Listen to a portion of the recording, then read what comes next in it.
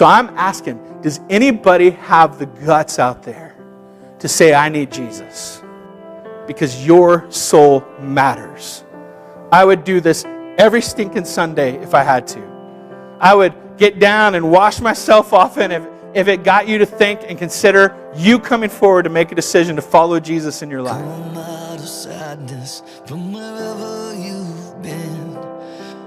I was thinking about one of my favorite baptism services ever.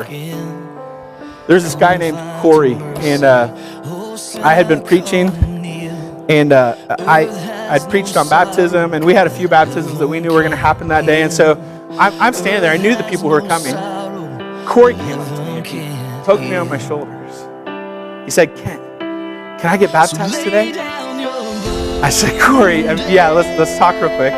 And so we talked a little bit, and I asked him, do you believe that you're a sinner? He said, yeah, I'm a sinner completely. I said, Corey, do you believe that Jesus is the Son of God and that He lived and died and rose again and that you need salvation? He said, yeah, I totally believe that.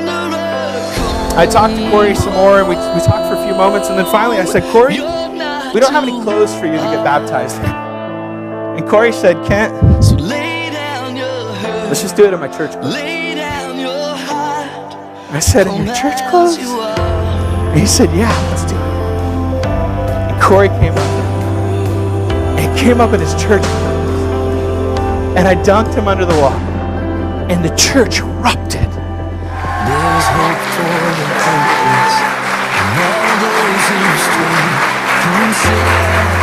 But once for all, Jesus on the cross died, and He dies for sin. His blood, this is why we celebrate communion in here if you don't know this, His blood and His body covers your sin. And when you unite yourself with Him in baptism, His resurrected power enters your life. And not only that, the Holy Spirit comes upon you, and you are no longer alone in this world, but you live as a friend of God.